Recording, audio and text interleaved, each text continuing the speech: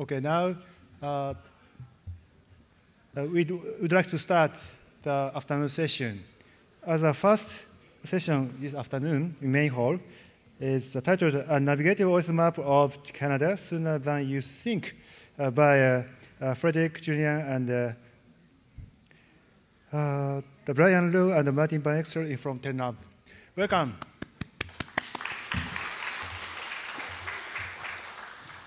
So,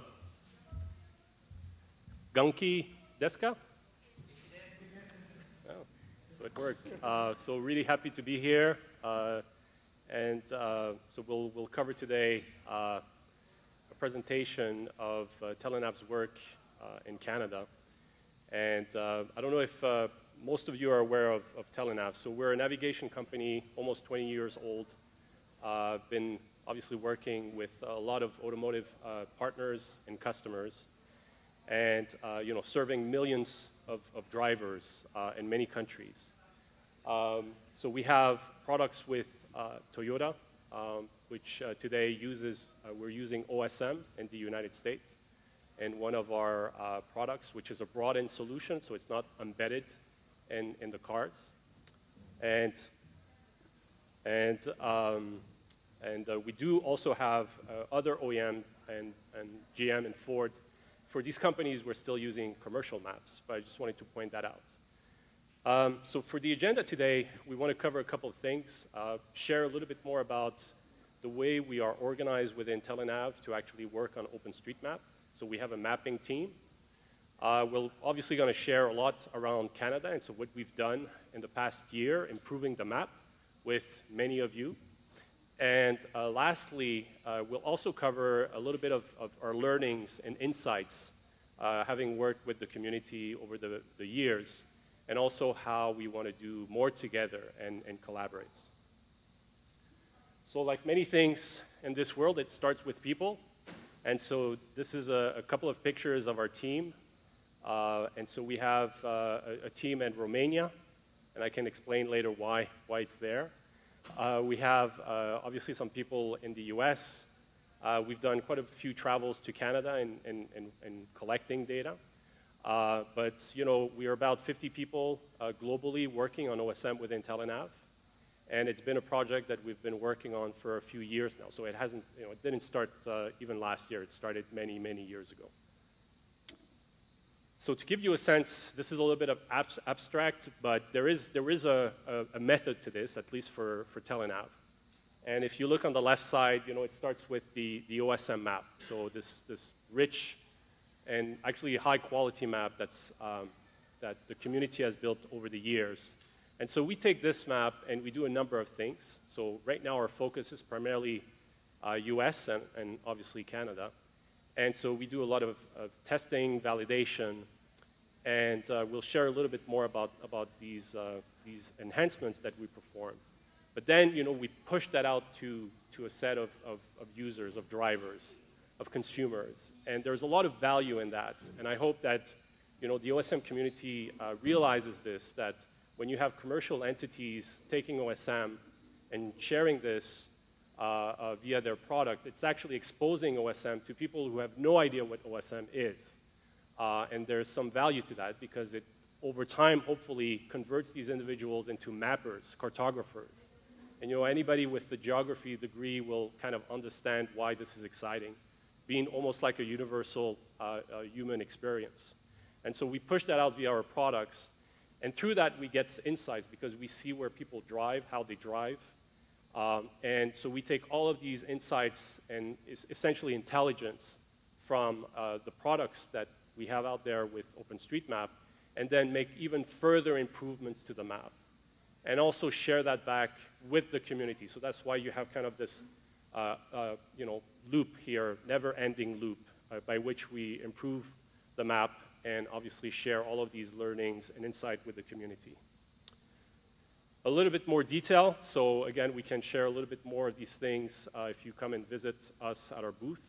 But when you break that down into all the mapping areas of activities, it's not unlike what the community is doing already, right? So in terms of data collection, finding government data sources, And for us, what matters, what's important is also all this data that we collect via our products. So think of all these GPS traces. We can gain a lot of insights regarding the map data, and we'll share a little bit of that today. We do a lot of manual map improvements, so we have editors in-house that help us make improvements to the map. And then we do a lot of automatic improvements, and we'll share a little bit more. So data, as I said, is very important for us in terms of enhancing the map. So sensor data, car data, data that comes from phones.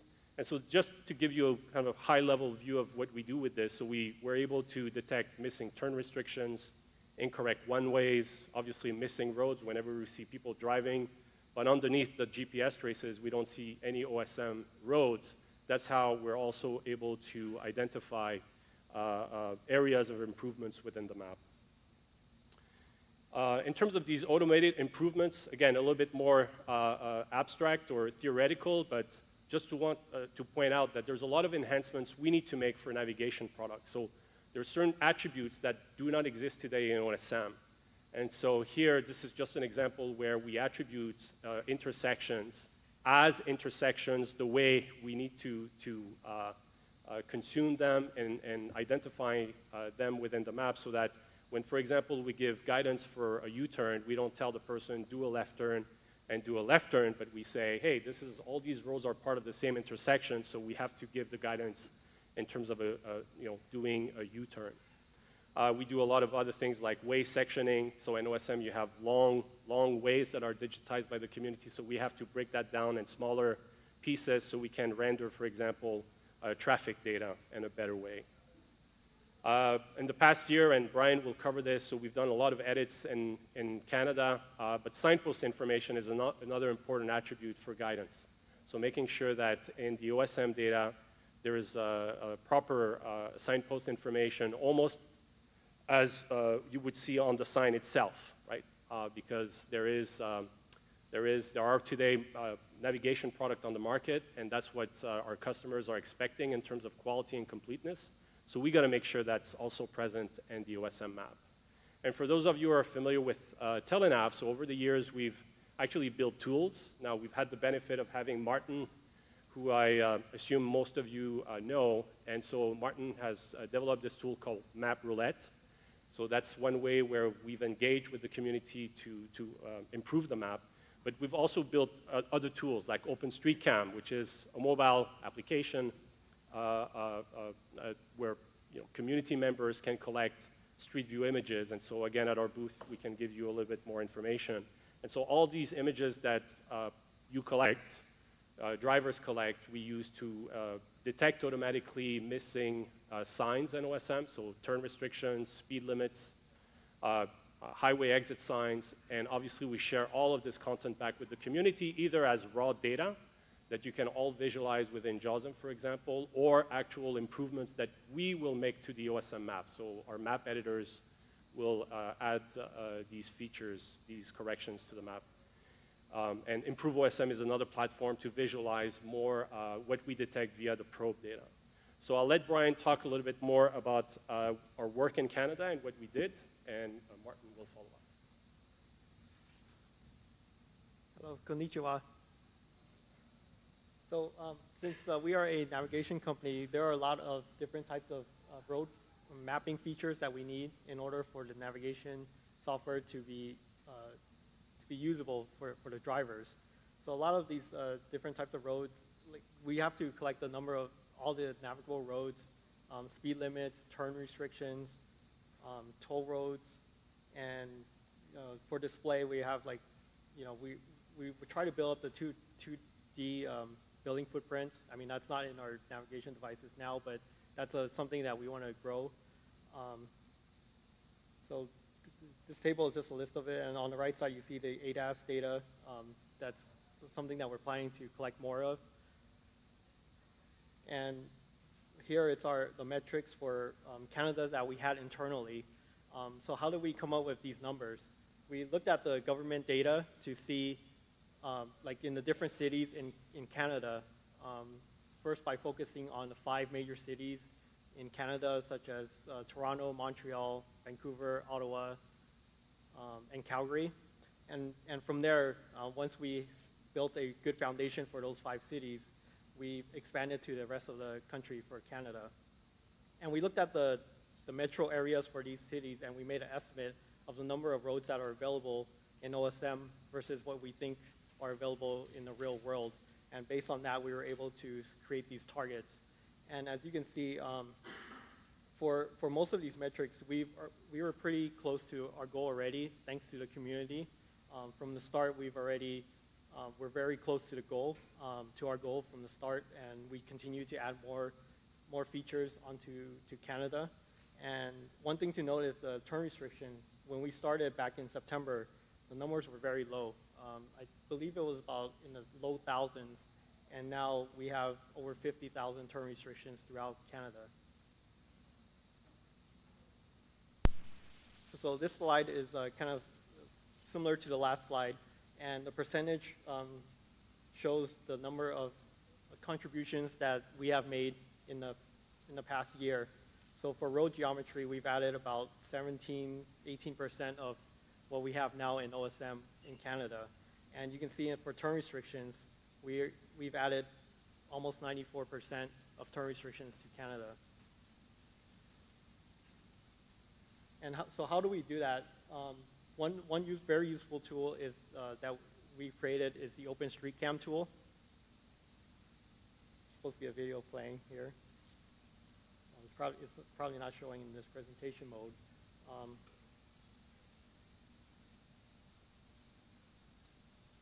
But basically, it's an app that you would download onto your phone, and you would mount it onto your car. And as you drive, it will collect all the road sign data, such as the lanes that are on the road, the highway signs, the turn restrictions, and other things like that. So anyone can download this app and use it and drive around.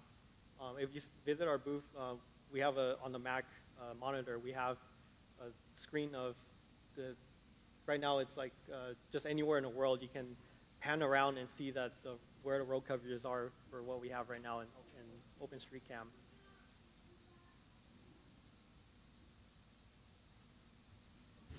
Yeah.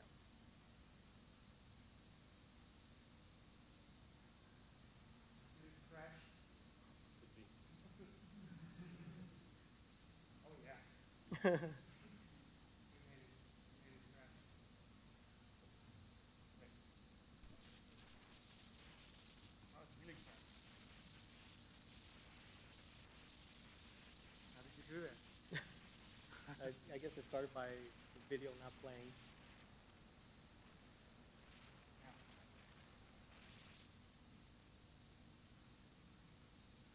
I think we need professional help.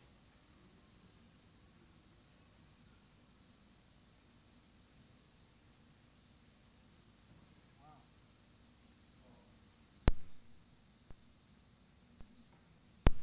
Okay. So we'll exit out. Yeah, sort of. Try again.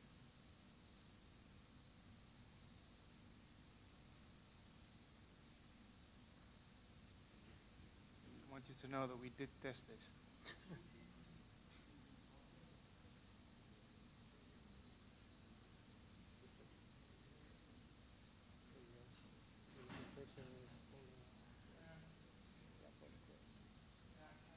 Can you space it? Okay, try again.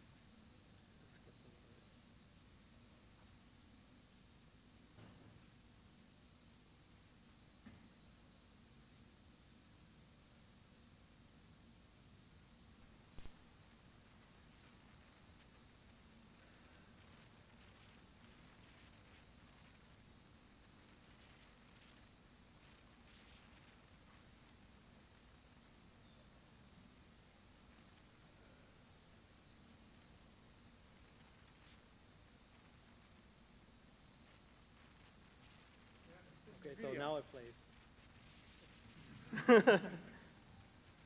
So here you'll see a driver using the app where he mounted his personal cell phone onto the windshield. So you see the lanes on the road and the signs. That's not what you really see, but this highlights the data that we can collect. So you saw the lanes being collected and also the sign information as well as the speed limit and any turn restriction signs.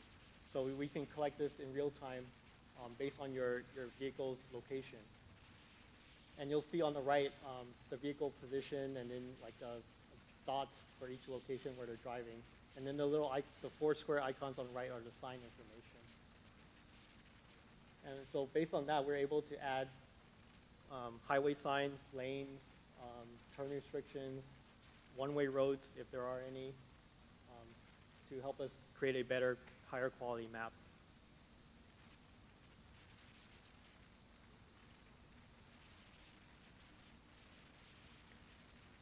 So far, with OpenStreetCam in Canada, we've collected about 141,000 kilometers of roads, and that's out of 8.8 million images. Globally, we have 1.6 million kilometers of roads covered, and in the US, we have about 150,000 kilometers. And you can see on the right of the chart that the user population is continuing to grow dramatically month over month. So now I'll pass over to Martijn to talk about the community efforts. Yep. I just wanted to leave this slide on just because I think it's pretty incredible that we announced OpenStreetCam, then still called OpenStreetView, at State of the Map US in July of last year, which is just over a year ago. And having almost 60 million images and 1.6 million kilometers of road coverage, I think that deserves a thank you from all of you. So thank you.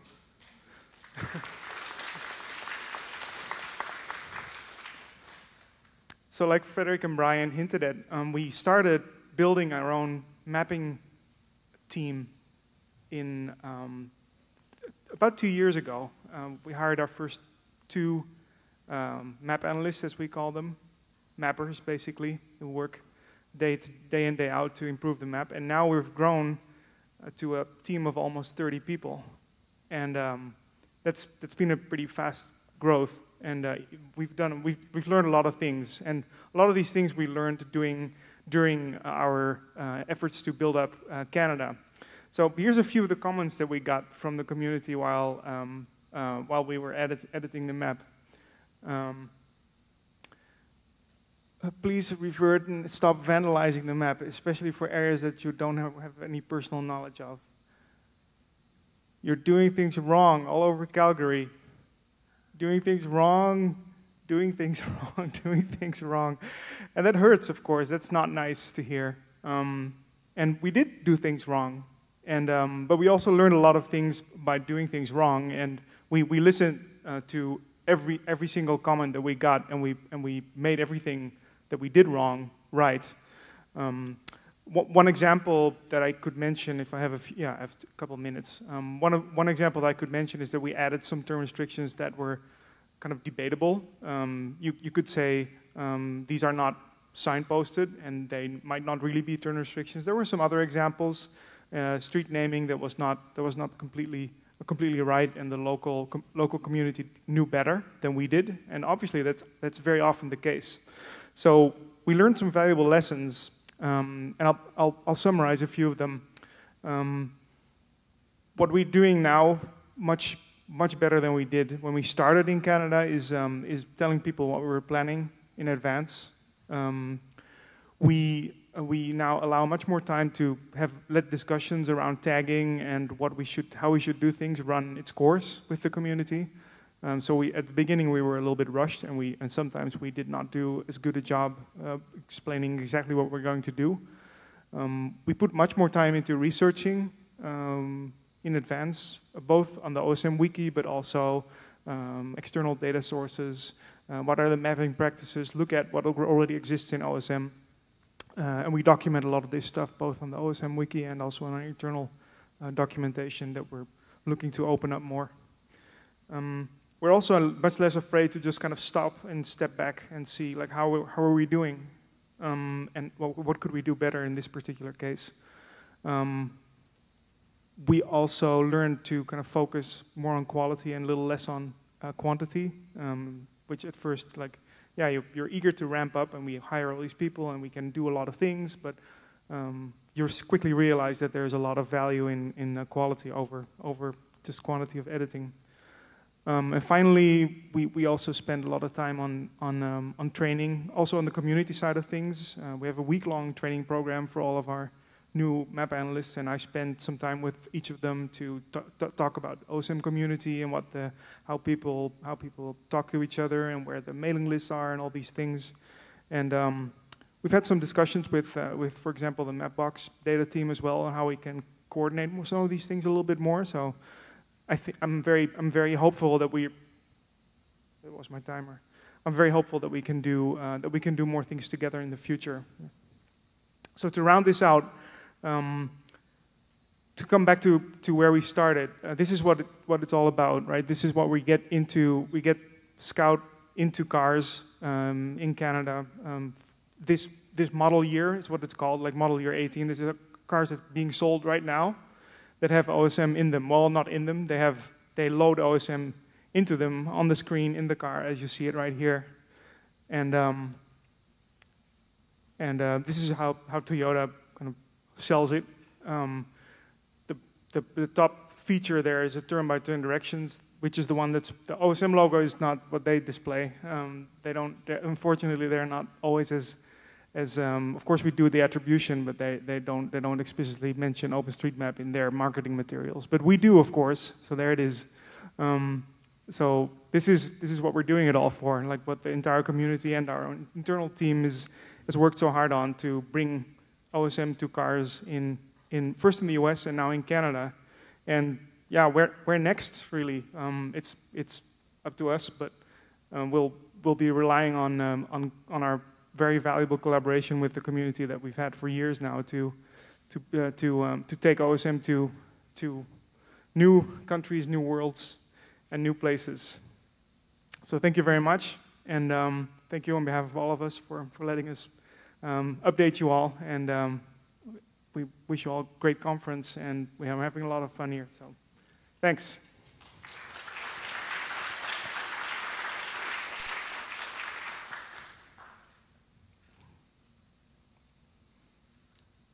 Do we do Q&A?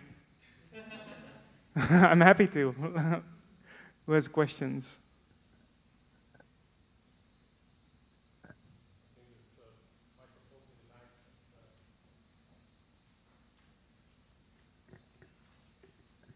Hi.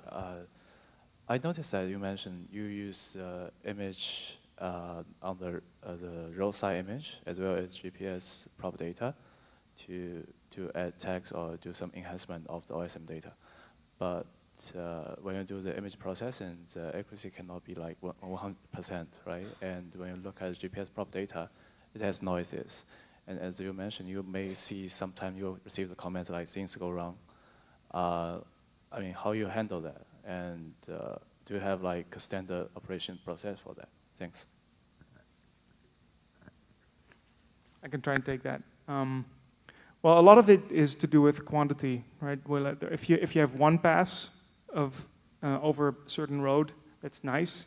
If you have 10 passes, then it becomes much more valuable because you can level out a lot of these noises. The same goes for the image recognition. If you have one image for a street sign, you can perhaps get 75% certainty that you have the right sign. If you have 10 passes, then you maybe reach 95% certainty that you have the right street sign. So I think the general answer would be that it's just a lot of it is in quantity. Like the more, and that's why we don't really care about unique coverage per se. Of course, it's nice to have a really nice map of look where all our people, the community has been driving. But also, if you drive a road where already 10 people have driven before, it's still valuable because it increases the accuracy of the recognitions. On that note, by the way, the recognitions. This is one of the upcoming features of the OpenStreetCam JOSM plugin that we're working on right now, is to expose all those recognitions to the mappers in JOSM as well. That's been a little bit overdue, and I'm really excited to have that out there. That should be in the next month or two, I think. Yeah, so keep an eye out for that. That's going to be really, really interesting, I think. Does that answer your question? Thanks. So I'd like to add a little bit something to this. So having multiple passes is also a good thing because the road is constantly changing. So there could be some locations where a sign has been added, either a turn restriction or removed. So having multiple passes will allow us to have fresher updates because when we have the photo and we see these changes, we can quickly make the changes to it to either add or remove the signs that are being added at the time. So having multiple passes is very useful.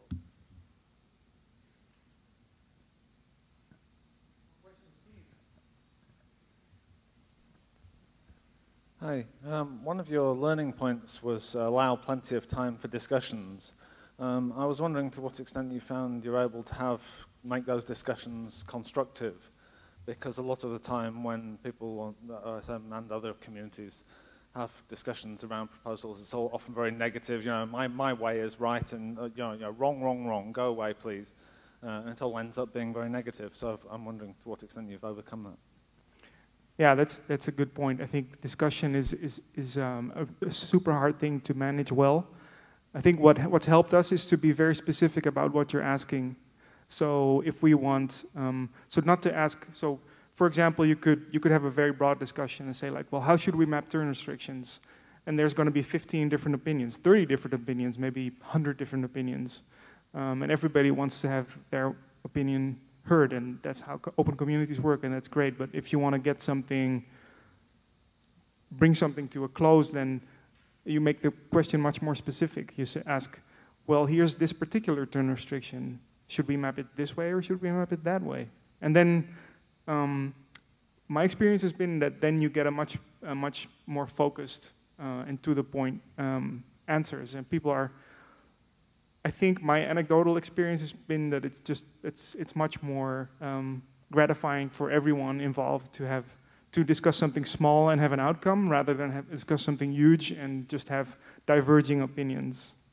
I think that's the best answer I can give. Does that answer your question? Okay. Just want to add something. So Martin showed a slide and there was the word wrong in it, and I don't want you to walk away from here and think, you know, the map of Canada is actually worse off than when we started. Actually, at the end, we showed you what's going on now with the map, and so it's being introduced in a product, commercial product. It's with Toyota. Toyota has asked us, like, you know, hundreds of questions around the map data because they're very quality conscious. So I think going back to your question, what's a little bit different, but still relevant, is now you have to start to think of the map in different use cases. So it has to work for some purpose. I'm not saying as a standalone map it serves none, but you know, you have multiple companies now coming in and looking at OSM for various usage. And so the key thing that we've experienced is how do we work with the community to expose most or all of the community members to what's going on with the map that they are building, and you know, finding kind of a win-win situation where, you know, there might be certain things that can be done differently in terms of mapping so that it really enhances the map in terms of its utility, right? So it's an ongoing process, but you know, for us, at the end of the day, we succeeded because it's working in a navigation and it's, you know, very competitive. So it's like, you know, what you would get with a commercial map.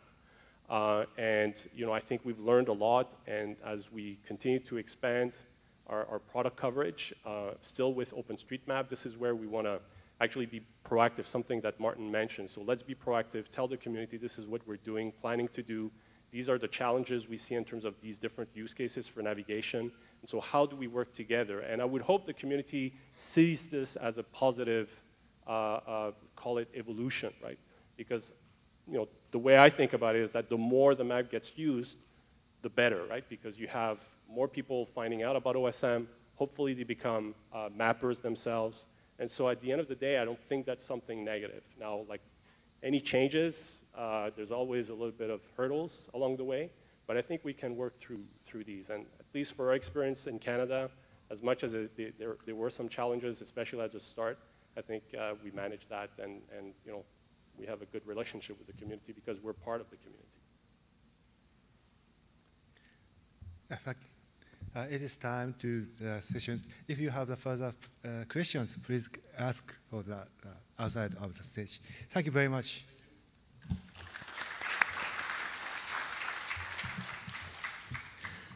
The next session is by Oindrila Gupta-san. It's from Mapbox. It's titled High Precision Mapping with Street-Level Imagery. Oindrila-san, please.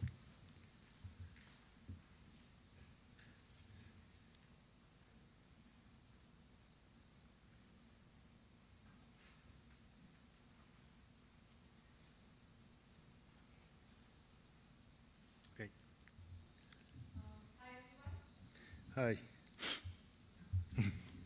Nice to meet you. Hi. Yeah, so I'm Oindrila from Mapbox, and I'll be talking about street-level imagery and how we can use it for very high detailed mapping on OpenStreetMap. So first off, I'd like to start with a few numbers, like what's the current state of the map? So if you look at the map, this is the map of all the highways that are there on OpenStreetMap. So right now, it's like 116.8 million highways. And of them, only like even lesser than 1/3 have names. So it's like 33 million roads have names on OpenStreetMap at the moment. So of all those roads, like 9.6% are one-ways, 6.4% have speed limits, 4.2% have access tags. Moving on to buildings, this is the density of buildings on OpenStreetMap at the moment, which is like 242 million buildings, which is a huge number. I think the choosing of coloring should have been slightly better. It looks like it's not there, but it's still there. So it's 242 million is a huge number. But then of them, like 3.6% have very detailed information, like how many levels are there on the buildings. 1.6% have names. Of 11.6 million amenities on OpenStreetMap, 47% of them have names at the moment. So the question that we need to ask ourselves from this information is that, is this enough? I mean, we've come a huge way from where we've started, but if we are going to make a map that is that has an exhaustive database of all the streets, all the roads, all the buildings and cities on the entire planet with extreme high precision and detail, so what do we need to do to achieve that goal? So while we think about the answer, let's talk about what are the most common sources for mapping that we use on a daily basis. So the number one thing that comes to mind is obviously satellite imagery and aerial imagery. And what we can map very easily using this source is that we can map any geographical features, we can map roads, we can map buildings, and any geometry that we can see from the satellite imagery. Next can be any third-party data, which is basically like any government data which is openly licensed, which we can actually maybe think about importing to OpenStreetMap, like maybe building data sets or other data which are openly available. Next is GPS traces, which are uploaded by others, which can also be used to understand where the roads are, what are or where the paths are, or where the tracks are to understand the geometry. And the fourth one would be street-level imagery. So this ties in well with the last talk. So street-level imagery is basically front-facing imagery. And the kind of thing that we can map using street-level imagery is anything and everything that we generally see when we walk down on the road or when we are actually moving around on this planet. So going back to the question that I asked earlier is that, if we have to make this situation better, what do we have to do? The answer is obviously street-level imagery. Because on satellite imagery through GPS probes, you can't get names. All government data sets and open data sets won't be open for all places. But then you can have crowdsourced street-level imagery for all places on the planet. So you can just go ahead, look up, and you can add any detail that you want that exists. So starting off, what is street-level imagery? So street-level imagery is any image which basically is geotagged. That is, it has a latitude and a longitude. It might have an altitude, and it has a bearing. That is like knowing which direction are we facing at the moment the image was taken. So the most common sources of street-level imagery is Mapillary, OpenStreetCam. Flickr has openly licensed geotagged photos. Wikimedia Commons has them as well. So how do we actually edit, like how do we draw this information from front-facing camera imagery or street-level imagery and add them to OpenStreetMap? So JOSM, our beloved editor, has plugins for both Mapillary as well as OpenStreetCam. All you need to do is you need to go to Preferences, go to Plugins, and then download both the plugins, Mapillary and OpenStreetCam. And from imagery, you just have to click on OpenStreetCam or Mapillary. Also Mapillary object layer. What Mapillary object layer is, basically Mapillary has, like detects traffic signs. So the object layer will actually show you where the location of their detections are. So this is how it looks when you turn on Mapillary and Mapillary object layer on in JOSM. So these green dots are the locations of each images. The lines connecting them are basically each trail of a drive or a ride when the image was taken. When you see parallel trails, that means that these were taken in 2 time intervals. Like, it's not of the same trail. The camera, also each dot has the way in which it is looking, that is the bearing. That is, in which direction is the camera pointed at the moment that the image was taken. And these are basically the object detection that Mapillary is doing using the street-level imagery. They are detecting signages, and these are the locations of the probable location of those traffic signs. This is OpenStreetCam, and I'm really looking forward to the traffic sign detection once it comes into the JOSM plugin as well. So this also has the bearing, the arrowheads, as well as the trails, like the connections between 2 images, which shows that which images are part of the same drive or the same trail. The other editor, that is ID, also has support for Mapillary. I don't think it yet has support for OpenStreetCam. So all we need to do is we need to go to map data here and turn on photo overlay and traffic sign overlay. So this is how it shows up on ID. And you can see the location of the traffic sign detections as well as the imagery. So what are the most common features that we can map using street-level imagery? The first thing that comes to mind is traffic signs. And the biggest reason that they are important is that one of the most important outcomes of having a very good map is when you know how to go from point A to point B and what would be the most optimum route to reach the destination.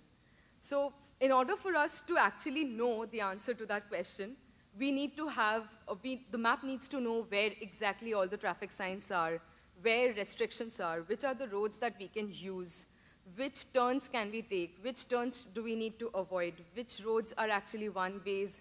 So in order to get all these informations, street-level imagery is the answer to that. So, and since Mapillary already has the traffic sign detection, we at Mapbox, we use Mapillary for adding traffic signs. So when you see, so your geotagged images or street-level images will generally look like this. So you see over here, there's already a one-way. So you know that the road that is facing this side is a one-way in this direction. So the tag that is associated with it is one-way equal to yes. Then you can see that we've already spotted a turn restriction. So it says that no right turn. So how we tag it is we create a relation out of the roads and the intersection point that is there on the road geometry, and we make them into a relation saying that restriction equal to no right turn. So this is a conditional turn restriction, which if you zoom in, you'll be able to see it's like 6 a.m. to 6 p.m., I think. So as you can see, like basically, this is the driver's view, and this is your road. So this image belongs to this location. So you know when you add the turn restriction, which is a no left turn, you know that you're from this road, you cannot take a left turn to this road. So that is how you actually, look at both the satellite imagery as well as your street level imagery in JOSM or any editor, and you understand what exactly is the location of your image and which position of the map is it actually talking about. Similarly, we have a speed limit sign here. So on this highway, we can assign a max speed of 30. But then with speed limits, one issue that we almost always face is that we don't know where the start and the end of the speed limit is, like from which intersection to which intersection is this speed limit applying. But imagine when we have like a very long stretch of road having street level imagery coverage for the entire stretch, that is when we can know that where exactly this speed limit stops and the next speed limit starts. This is, again, no non-motorized traffic is like you can't, motor vehicles can't go there. So this is an access tag.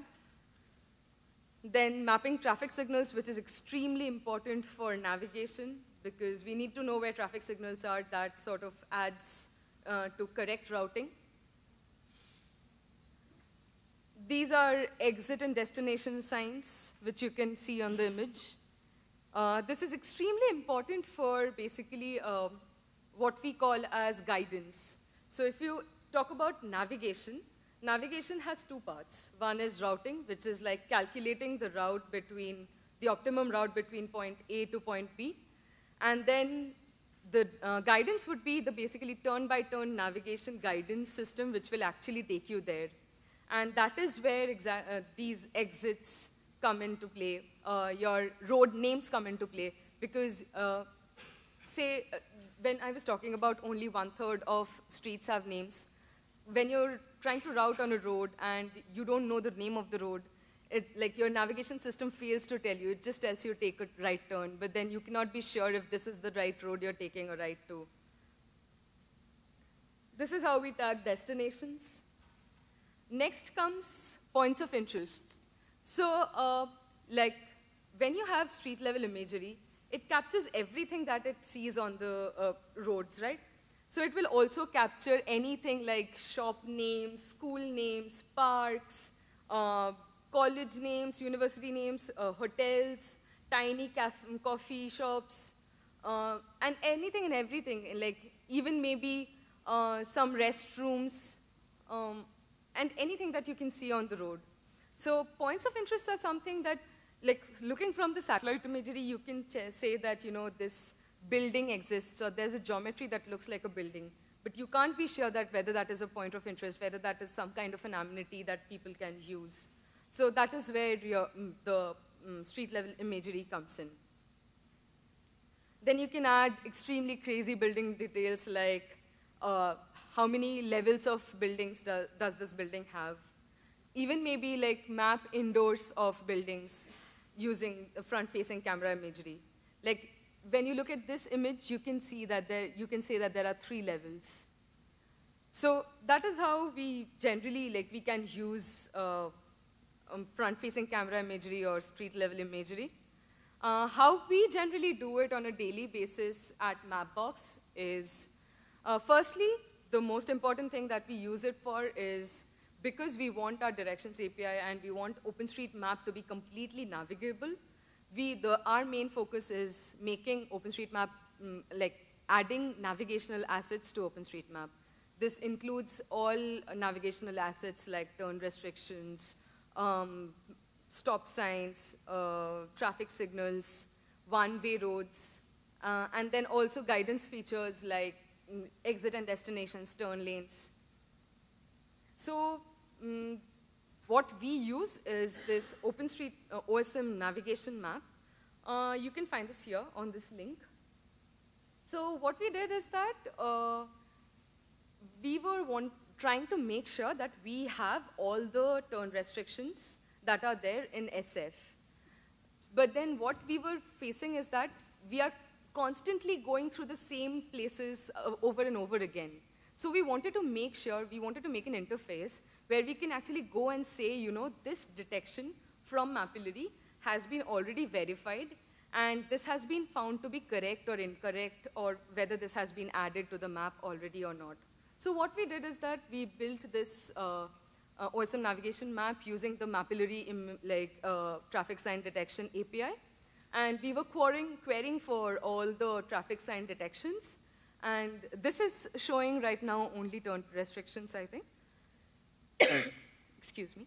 So when you click on any detection, this window pops up.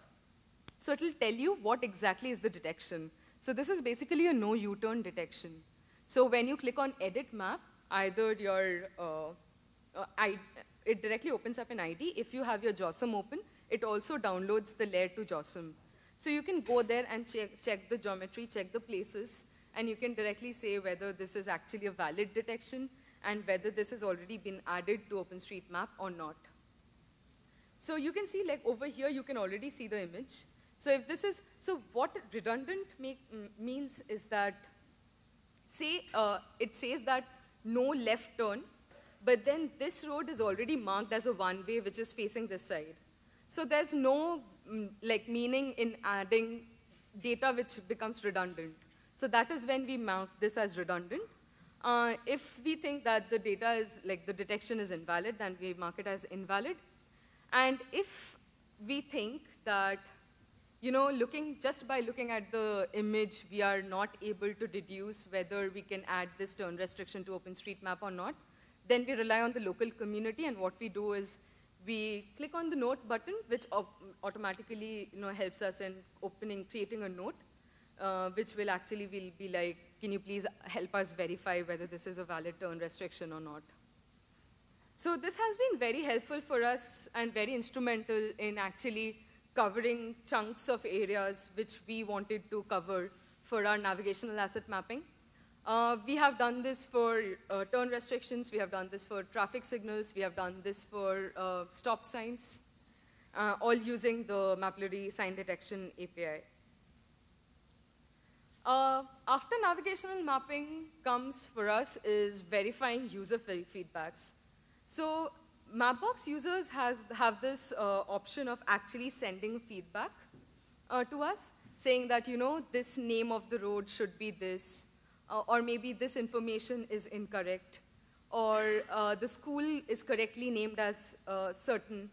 But then us being remote mappers, we have very little resource at our hand in terms of when we have to verify names and other details that I was talking about earlier. So what we do is that we then depend on OpenStreetCam, Mapillary. We directly open up the area and look for any available street-level imagery that we have, and then verify that area using the street-level imagery and checking for, say the feedback says that this school has a particular name. Then we look that area for the particular name, and if we find then we go ahead and add it to the map, or else we'll leave a note asking the local community to help us if that school is actually named the one that is mentioned by the feedback. The next part is actually pretty interesting. It's like detecting harmful and incorrect edits. So for the past 2 years at Mapbox, we have been trying to actually understand the kind of behavior and the kind of edits that are actually not, that are actually misleading, that have incorrect information in them. So one very funny incident that I'd like to share with you is that when I was very new to the team, there was this particular incident where in Australia, a school kid actually went ahead and named many streets on his name. Me being from India and never been to that place, I had no means to actually even detect whether that name was right or wrong because it sounded like a regular name. But then it only occurred when I zoomed in a bit and the entire area had this particular guy's surname and other names added to on roads. So back then, we realized that, okay, this is, vandalism, like this is something that should not have happened. This is incorrect edits. But this is the potential. If we have the resource to actually look up street level imagery in those areas, we can directly go ahead and we can say, this is a wrong edit. We can verify those edits. And that is something that we do right now on a regular basis. Like as Arun was talking about, we have this tool called OSM-cha, where we were actually looking at, we look at which chainsets can be which might be not very correct edits. So we just go ahead and we verify them using street level imagery whenever needed. So this is what we are doing right now. So looking at this map, you can see this is the map of OpenStreetMap mappers. So they are everywhere. We are everywhere, literally. And this is the density of mapillary. Sorry, I couldn't come up with the density of OpenStreetCam and the others yet. So imagine a future where we have the entire map having street level imagery all everywhere, and all of us, all the mappers that we are we mapping the entire map with all the details that we can find on all these images. That is, I think, the future that we're looking at, and we can have all details on the map. So yeah, that is it. If you have to reach me, please feel free to drop an email at this email address, or this is my Twitter handle. If you have any questions, please feel free to ask.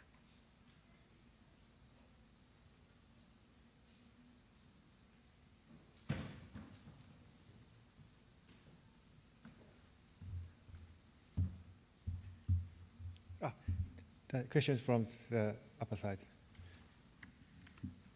Where the black shots. Thank you for your presentation, which is very interesting about what we can do with street level pictures. Maybe you might know about Pic4Carto. Exactly. I'm so sorry. So I came across was it you who wrote the OpenStreetMap diary? Yeah. Yeah, thank you so much. So I just came across the diary, I think, 3 days back, and it's amazing. So I'm so sorry, apologies. No. So Pic4Carto is this really awesome integrator. It's this tool, which is what it does is that it takes each tile on the map, and it tries to detect whether in that tile there are images from Mapillary, OpenStreetCam, Wikimedia Commons, and Flickr openly licensed geotagged images, right? So you can just go into that in Pic4Carto, and you don't have to actually open different plugins. You can go there, and you can just see which images are available, and you can just map depending on whatever image is available to that. Awesome job. I just went through it, and it's amazing. Thank you. Yeah, thank you. So if you are interested by the project, there will be a presentation tomorrow at 12:30. So we will see how we can use street level pictures, but for every kind of mapping, not only street mapping or turn restriction mapping. So thank you for your presentation, which was very interesting. Thank you.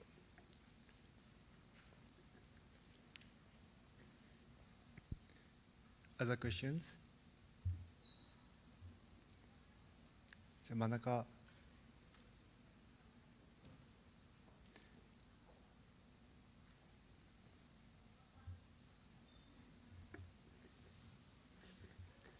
Thanks a lot. Very interesting presentation. So in terms of the future potential and filling in the gaps on the map, particularly around the preceding presentation talking about machine learning and how, it's perhaps more easily applied in a controlled environment such as roads with signage being very predictable in certain contexts, but when we're talking about developing countries, you don't have those predictable signages, and so how could this technology be adapted, partly for just road signs, but also in terms of understanding the quality of the roads, because one of the key kind of elements of a data source which could tell us how good roads are, how long it takes to travel on those roads, could be to advocate for improvements in certain areas. Any ideas, plans to help developing countries use these technologies to improve their services? Yeah, so I was just talking, and it seems like Mapability right now has traffic sign detection for 20 countries globally. So it's trying to expand, I think, and as for the condition of roads, I think it's a very valid point, because if you look at road geometries across the globe, it differs from place to place. And me being from India, I know that very well, because I map in US, when I map in other countries, when I'm in certain parts of in India itself, I know that, it's also very difficult to identify roads from satellite imagery in certain very densely populated areas. So that is when actually street level imagery comes into play. As for the image detection, I think the traffic sign detection, this comes into play only when you're very single-minded, that you'll be mapping navigational assets only. You'll be mapping traffic signs. I don't think there's been any detection yet for, I think it'll be slightly tricky to do also, for names of amenities or other things, which is more like, when you just go through trails of imagery and whatever you see, you just map. Maybe it can be just a dustbin or a tree that's planted on the side of the road. Anything like that. So, yeah.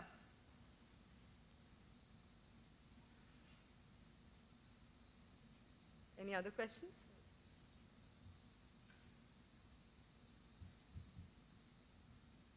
Okay. Thank you very much for great presentation. Thank you.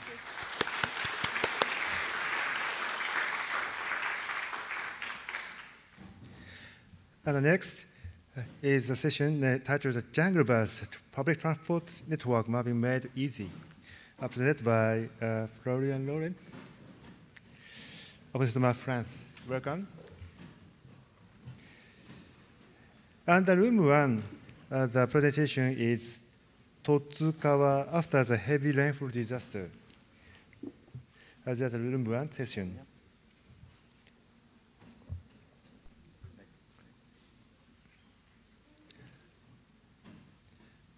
Some people may come from room 1 to here, so we will start just at 3:10. Okay, wait 2 minutes.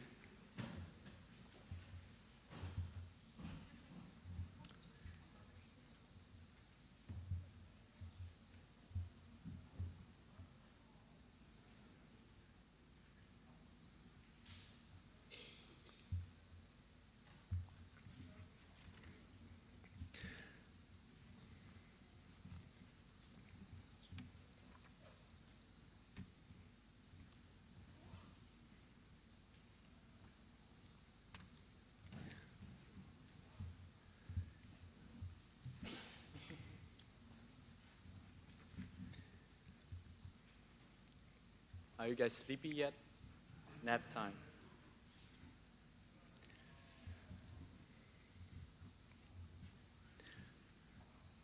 I have a small notification. Tomorrow morning, 8:30, we have a photo session in the Tsuruga Castle, in front of Tsuruga Castle. And the map for the castle, you can see the map on the whiteboard in front of the sponsor booth. And also they have the BOF session, call for BOF is on the whiteboards. And if you have some idea to have the gathering some people, if you can write down your theme on the whiteboard, and you can use the separate room as you like.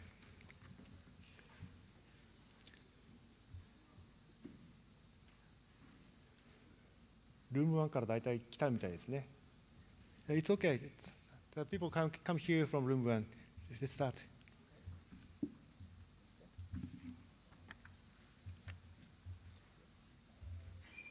Hi, everyone.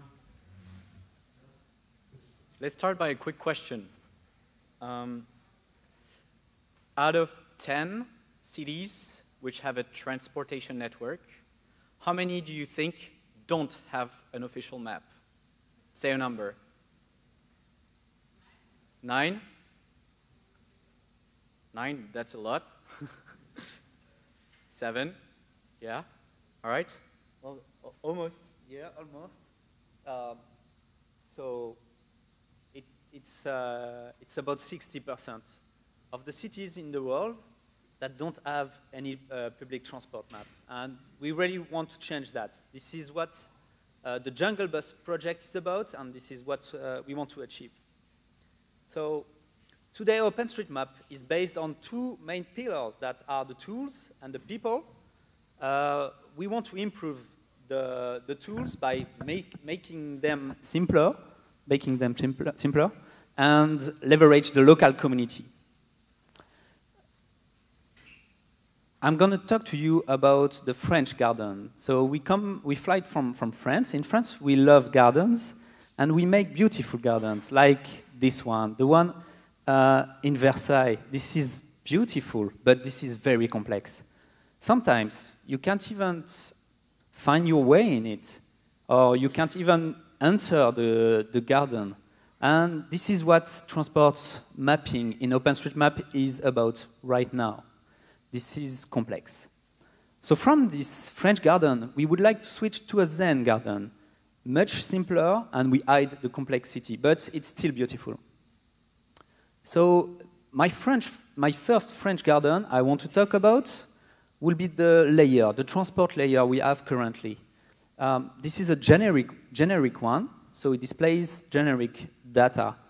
So 6 months ago, we decided to have a look at it, and we say, oh, what should we do with this render? What misses? And we went to this process where we decided to focus on two kinds of publics. First were the OpenStreetMap public, so they can use the data here for QA to improve the data. And the second public will be the citizens. So they have a map they can use in their city. And we found out, after a lot of pain, a lot of developments, that it's not possible to create such a layer that applies to both publics. So don't try it at home. It doesn't work. You have to choose. So from now on, we're going to try the Jungle Bus layer, this render, that displays the transport lines over a city, but the goal is to display it for the citizens. So it's not a QA tool. It's not made for OpenStreetMap contributor, even though you can use it, of course. The second French garden I would like to talk about would be our contribution tools. We have this wonderful application that is JOSM. JOSM is complex, but it's also very powerful, so we need it. I use it every day. And this is very useful to create a lot of complex data, and transport data is complex. So this is great.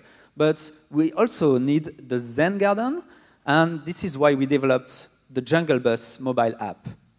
We're going to have a look at the Jungle Bus app, live demo, and might work. Oh yes, this is actually working. Okay, so the Jungle Bus app is made for John. John never contributed to OpenStreetMap. He doesn't know what a node is. He doesn't know what a relation is. And he doesn't want to know. He doesn't care. The only thing he does, he wants to help. So in the morning, on his way to his work, he found out that there is a bus stop missing on the map. And this app displays all the bus stops. So if there is a bus stop missing, it just adds it and places it on the map. Very simple. He fills a name, and as he's on field, he can see that there is a shelter, so he ticks yes, and there is no bench. So he ticks no, and then just validate, and that's it. There is no complexity. Everything is hidden. This app is also made for Clara. Clara is a casual mapper. She already contributed to OpenStreetMap. So here is the area where she lives. She already puts all the bus stops. And now she's selecting one, and she wants to change the position because it's not correct. Very easy. Just drag and drop. That's it. The other thing she can do is to edit this bus stop. So she can change the name, but the name is correct, so she's just ticking that there is a shelter, and she's adding extra information very quickly. She can also duplicate the point. Here, this is just a duplicate point, and that's it. Once it's done, Clara and John, they just click on the menu and click on Save. Here, there is all the contribution that has been done. And Clara is just saying that she updated some bus stops around her, and that's it. She can, yes, swipe to revert one contribution if she wants, and once she's happy with it, just click on Submit, and that's it. The data is submitted to OpenStreetMap. This is straightforward, simple. This is what we want. For this app, so this is an open source app, of course, available to everybody. We have a plan to improve this app in the future. Currently, it allows you to download offline area and other stuff. But in the future, very soon, we'll add a lot of new features to improve this app. And you're welcome to get feature requests from the repository and stuff. Yeah, all the code is on GitHub, so you're very welcome to come. So the second pillar, after you build the tools that are needed to contribute to the data, you need to rely on the local communities, empower them. They are the second pillar of OpenStreetMap, so this is very important. The community is meeting every year at State of the Map here. Who was in Brussels last year? Okay. So some of you might have attended another conference, a presentation from Félix Delattre. He went to present the Mapanica project. I don't know if you remember that. It blew my mind. It was very wonderful. It was absolutely wonderful. So basically, what if done with the local community in Nicaragua, they mapped all the transport data of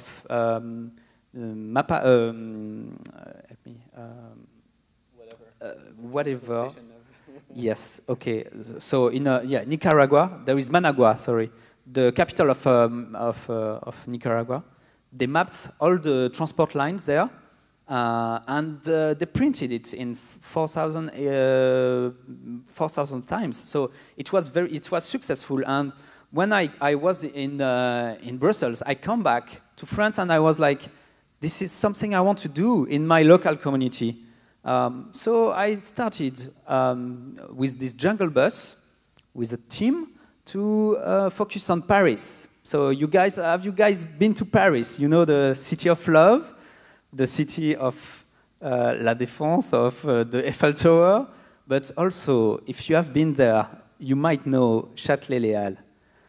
Châtelet-Les Halles, this is a place where you can discover by yourself what a complex network of transport network is about. This is very complex. So the Paris area for transportation is very complex. We tried to map it. We created dedicated tools, QA tools, to compare the available data that was there. The community already started, of course, a lot of work, and we faced a lot of constraints. And we realized that it was too much effort, too challenging for now. So we stepped back a little and say, oh, what can we do right now to help on this topic? We decided to focus on the less complex network, we decided to go to Africa. So I went to Ghana, and this is where we started to work. So in Accra, the capital of Ghana, how many of you have been to Ghana? Oh, less than in Brussels. So when you arrive at the airport, you don't have any map, any transportation map, like in most of the cities of the world, as I told you. So when you arrive, you're a bit lost. And in the city, there is 320 transport lines. So this is quite a bit. And you don't know where to go. So you go out the airport and boom, what do you see? Oh, you see a trotro. So this is something you don't expect. It's very different from Paris, of course. This one is a very old one. I called it the magic trotro because it's very wonderful.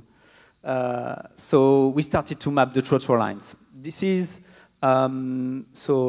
informal transport. This is not run by a single company, but a lot of owners. And we went with the local community. We worked with them. We trained them. 6 of them worked for a month collecting the data on field, and 3 of them created the data in OpenStreetMap with JOSM. This is the results of what's going on. It was last month and this month. So you can see the date at the bottom. This is very new. It's not over yet, but the results at the end, in less than 1 month, will have collected all the 320 lines in Accra. So the local community will have the data, they will have the tools to maintain it, they will have the render to display the data. This is, and they can print it, they can use it. This is the goal we want to achieve. So it's nice.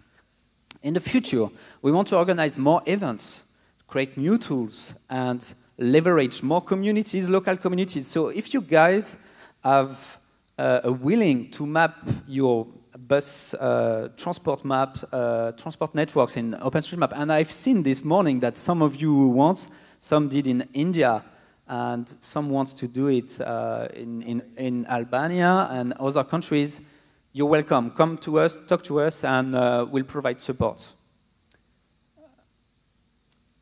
We are a team of 8 contributors. I'm Florian Lainez from the French community, and this is Loïc Cortola, CEO of Jog Maps, that develops the apps.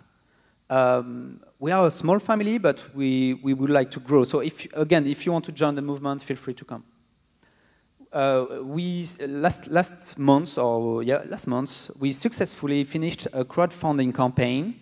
So we now have money to keep running our activities thanks to our partners, and we have like business partners and also partners from the public sectors. So if any partners want to get involved and help us to make this bigger, you're more than welcome to. Yes, community and partners, the 2 things that make it run. That's good. So I guess you understood it already. We want to transform OpenStreetMap for it to become the hub, the main hub for open data in the transport world. And this is really something we want to go for, so you're welcome to help us. Loïc, you're next.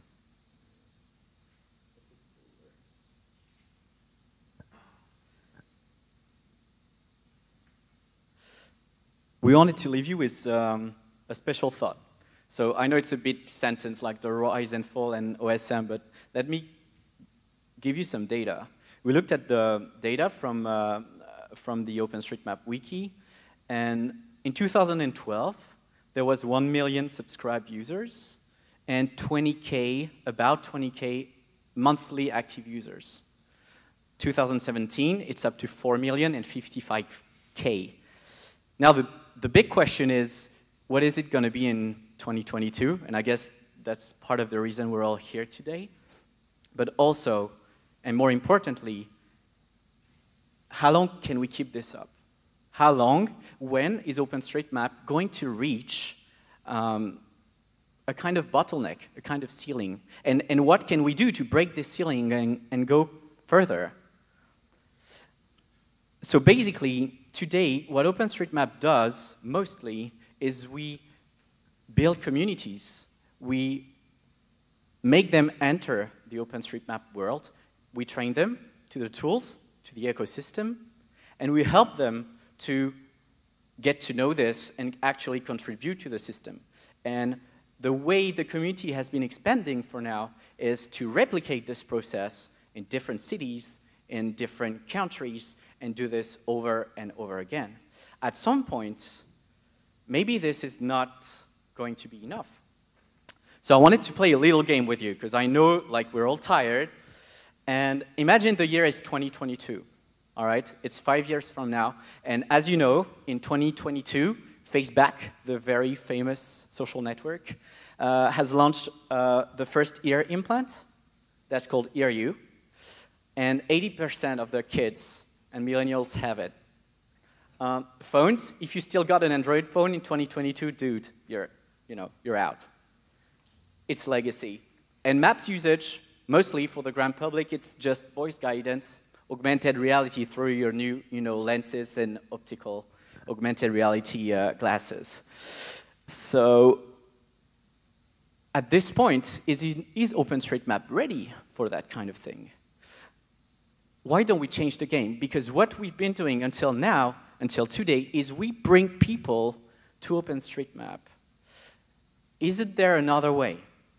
Isn't there a way to bring OpenStreetMap to people, meaning helping people that use a certain number of apps? You and me, we all use some apps, right? Don't be guilty. We all know you have Facebook, Twitter, and those different kinds of apps. And it's already going on. If you guys have Google Maps, you know that when you go to a shop or a restaurant, it will tell you, okay, we think you're here. Upload a picture of your menu, or tell us what you thought about this place. In a few months, they're going to ask, can you fill in the opening hours? Why don't we do the same thing? Why don't we bring OpenStreetMap to the users, to their phone, to their Facebook apps, without them having to know about tags, about relations, nodes, ways, or all the complicated stuff?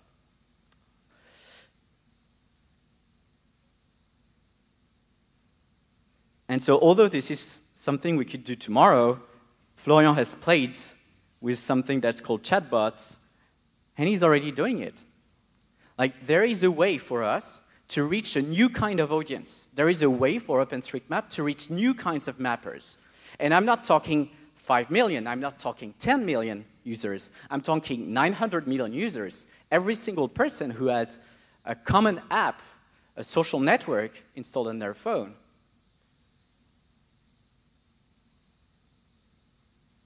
And so this is just an example of what we can do. But hopefully, in the few coming years, and I hope the community can really take on this challenge, we're going to try. And I hope this is one of the questions we can start asking together as a community today, because it is how we are going to break the ceiling of OpenStreetMap contribution. It is how we are going to get to this, from this to up there. And hopefully, use the full crowdsourcing power of each and every one of us.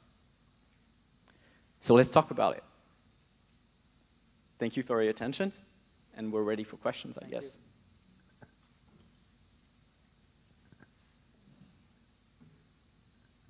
Any question? Anyone alive? Do you have any questions? The right side. 右側に.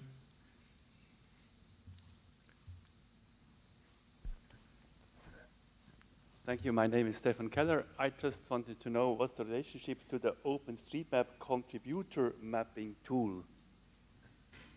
So basically, OSM contributor, which is basically Jungle Bus is an instance, it's an implementation of OSM contributor. OSM contributor is an online editor, see it as ID for mobile phones. And we're like we're still working on OSM Contributor and Jungle Bus on the side. So that's it. And OSM Contributor has presets, so you can map any kind of points as simply as Florian just showed you a few minutes ago. So we're working on the side, on those two. So it's just a fork. Any other question? 真ん中辺。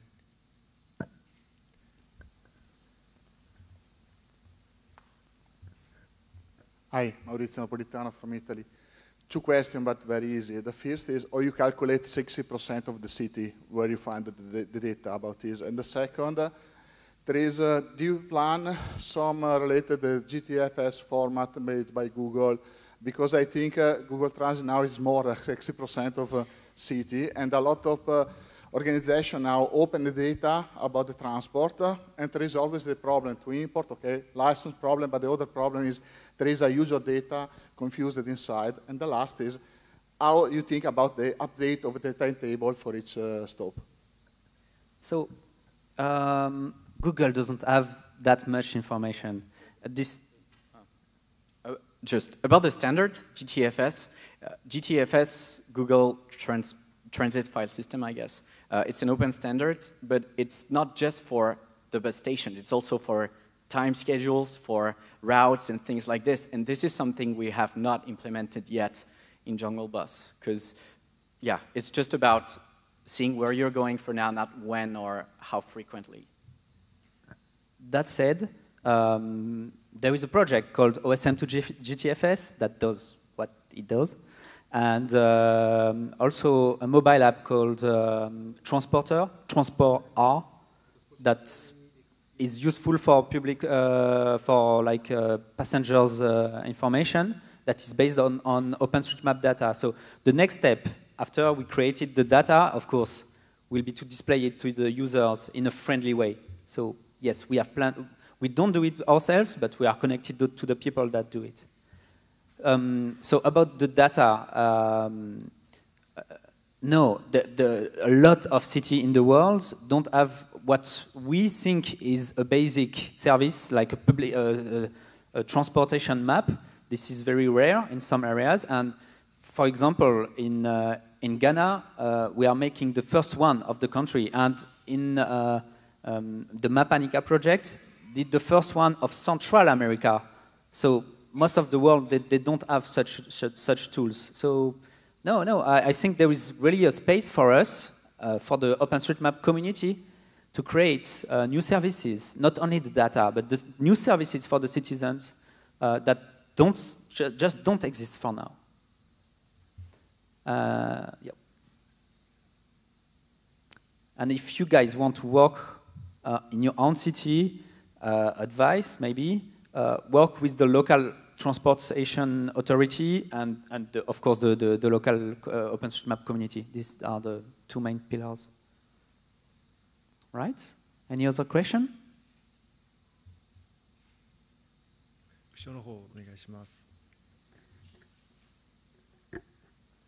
Yeah, I was just curious. You mentioned in passing that you weren't ready to map something like Châtelet-Léal. Why is that too difficult, and when will we be ready to map that? I'm sorry, I didn't get the question. Sorry. You mentioned that you thought about mapping Châtelet-Léal in Paris, and it was too hard. So I'm just wondering why. Ah, okay. Yeah, Châtelet-Léal. Okay. This is a place in Paris where there is like 5 subways plus 10 bus lines plus a mall plus a massive area that is overcrowded. So this is why this is in Paris. This is really hell to map in OpenStreetMap. We have to do it like multi-layer plus multi-level, multi everything. So what needs to change for us to be able to achieve that in the future? It's like a central station, one of the main stations in Paris.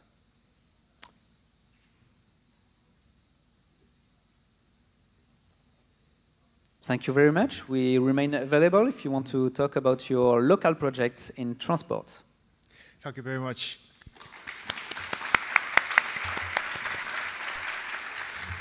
from now, we are going to the tea break, and next conference